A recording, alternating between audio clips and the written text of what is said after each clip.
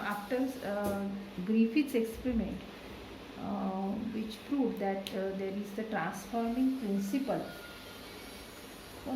transforming principle that is present in a cell, which transforms actually one form to another form. पण confirm हे transforming principal काय आहे हे Griffith सांगू शकले नाही.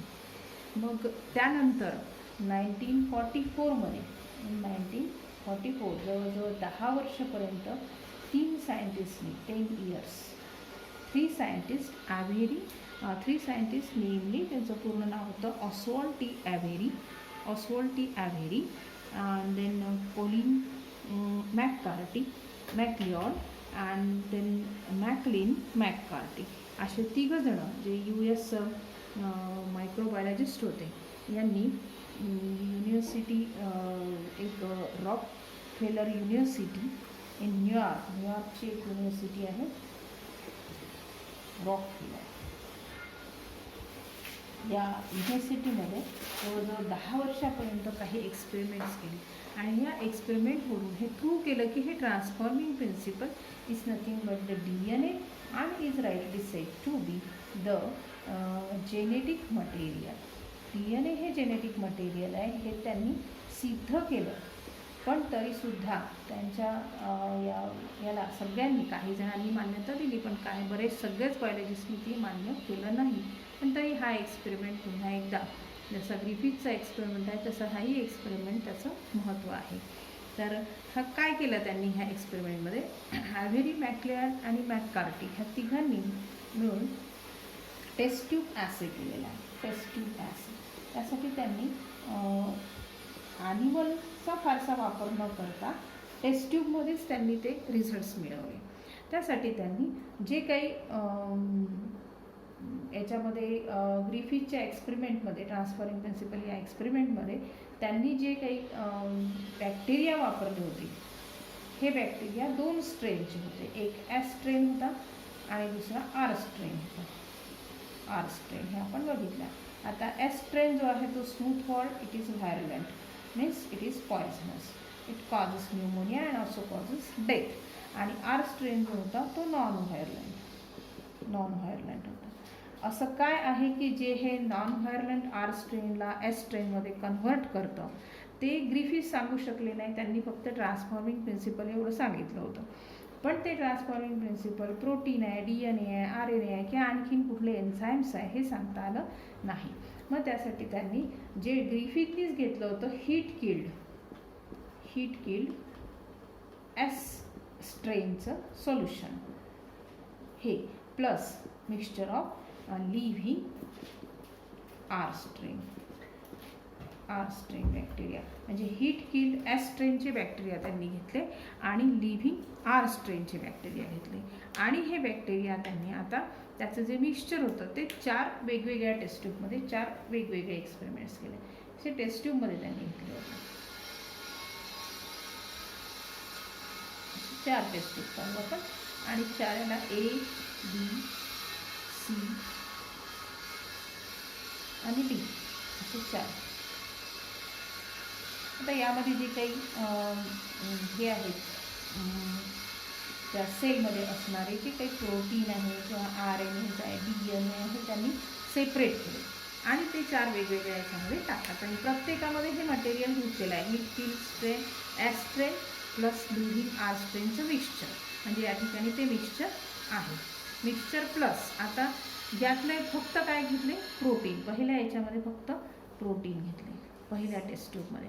यामध्ये ते मिक्सचर घेतलं आणि त्यासोबत आता मिक्सचर आणि त्यासोबत प्रोटीन घेतले. Whether the protein is genetic material हे त्यांना इथे सिद्ध करायचं होतं. आणि त्यासाठी म्हणून त्यांनी त्या मिक्सचरमध्ये यातले फक्त हीट किल्ड S स्ट्रेनमधले फक्त प्रोटीन टाकले. ते फक्त प्रोटीन त्याच्यामध्ये ठेवले आणि आता R स्ट्रेनचं कन्व्हर्शन S स्ट्रेनमध्ये प्रोटीन करू शकतात का हे इथे तपासलं. तर यामध्ये काहीही बदल झाला नव्हता.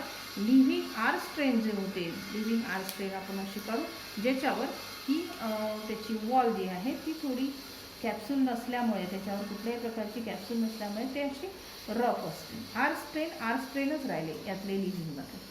आर स्ट्रेनच राहिले. हीट किल एस स्ट्रेनमधले काय होते, फक्त प्रोटीन होते. आणि लिव्हिंग आर स्ट्रेन जो होता तो आता एस स्ट्रेनमध्ये कन्व्हर्ट होतो का ह्या प्रोटीनमुळे, हे ते तपासणार होते. मग पहिल्या याच्यामध्ये हे जे मिक्सचर होतं त्यातले प्रोटीन, म्हणजे यामध्ये प्रोटीनच होतं, आणि living R strain, R strain हे एस स्ट्रेनमध्ये कन्व्हर्ट झालेले दिसले नाही. मग त्यांनी याच्यातच आणखीन ॲड केला तिसरा घटक, की प्रोटीएज हा प्रोटीनला डिस्ट्रॉय करणारा एन्झाईम आहे. प्रोटीएज हा एन्झाईम घेऊन पाहिला, त्यांनी हे डिस्ट्रॉय केलं, प्रोटीन डिस्ट्रॉय केलं, त्याच्यामुळे याच्यावर काही परिणाम होतो का हे बघितलं, तरीही परिणाम झाला नव्हता. आर स्ट्रेन जे आहे ते आर स्ट्रेनच राहिले, म्हणजे नॉन व्हायरलेंटच राहिले, त्याचं कन्व्हर्शन कुठेही एस स्ट्रेनमध्ये झालं नाही. त्यानंतर दुसऱ्या टेस्ट ट्यूबमध्ये त्यांनी पुन्हा ते मिक्सचर जे आहे ते मिक्सचर, आणि त्या मिक्सचरमध्ये काय आता दुसरा घटक घेऊ, आर एन ए घेतले. तेव्हा बघितलं की यामध्ये हे जे काही मिक्सचर आहे आणि त्यामध्ये असणारे आर एन ए, अर्थात एस स्ट्रेनमधले आर एन ए काही अफेक्ट करतात का, तर यामध्ये जेव्हा आर स्ट्रेन लिव्हिंग या मिक्सचरमध्ये घेतले तेव्हा या आर स्ट्रेनचं कन्व्हर्शन एस स्ट्रेनमध्ये होतं का हे बघितलं. Again he observe that R strain remain R strain, there is no change. पुन्हा त्यांनी याच्यामध्ये आणखीन एक घटक मिसळला, RNase. RNases are the enzyme which destroys R N A, ज्याने आर एन ए डिस्ट्रॉय केला, तरीही काही फरक पडला नाही, आर स्ट्रेनच राहिले होते. मग आता तिसऱ्या टेस्ट ट्यूबमध्ये त्यांनी आता अगेन त्यातले डी एन ए काढले. आता इथे सेपरेट काय केलं होतं, प्रोटीन सेपरेट करून घेतलं होतं, इथे आर एन ए सेपरेट करून घेतले होते, आणि आता इथे डी एन ए सेपरेट करून घेतले. ह्या एस स्ट्रेनमधले हीट किल्ड एस स्ट्रेनमध्ये, हीट किल्ड आहे ते सेल, आणि त्या सेलमधले डी एन ए फक्त घेतले आणि त्यामध्ये मिक्सचर काय केलं, लिव्हिंग आर स्ट्रेन टाकले. मग आता या ठिकाणी समजा हे डी एन एचं सोल्युशन घेतलं आणि त्यासोबत त्याच्यामध्ये लिव्हिंग आर स्ट्रेन हे घेतले. आता यात काही फरक पडतो का हे बघितलं त्यांनी. तर सी वाली जी टेस्ट ट्यूब होती ज्याच्यामध्ये त्यांनी मिक्सचर घेतलं, मिक्सचरमध्ये फक्त डी एन ए आणि आर टाईप ऑफ बॅक्टेरिया, म्हणजे आर स्ट्रेनवाले बॅक्टेरिया होते, आणि आर डी एन ए, मिक्सचरमध्ये डी एन ए. आणि आता त्यांनी ऑब्झर्व केलं तेव्हा त्यांच्या लक्षात आलं की डी एन ए ज्यामध्ये घेतलेलं होतं त्यातले जे आर स्ट्रेन बॅक्टेरिया होते, आर स्ट्रेन राहिले नाही. That R strain has been converted into S strain, म्हणजेच याच्याभोवती त्यांनी एक कॅप्सूल तयार केली त्या प्रत्येक सेलभोवती, आणि ज्याच्यामध्ये डी एन ए होते त्यांनीच फक्त तयार केली, या सेलमध्ये ती तयार झाली. याचाच अर्थ D N A is a genetic material, D N A has been transform R strain bacteria into S strain, S स्ट्रेनमध्ये ते कन्व्हर्ट केले. मग यासाठी त्यांनी पुन्हा स्वतंत्र taste ट्यूबमध्ये H D N A आणि हे घेऊन डी एन ए घेतलं, आणि आता यामध्ये त्यातले डी एन ए घेतले फक्त, आणि त्यामध्ये डी एन एजेस म्हणजे जे एन्झाईम डी एन एला डिस्ट्रॉय करतात ते डी एन एजेस घेतले, आणि नंतर त्यात आर टाईप बॅक्टेरिया इन्क्लूड केले.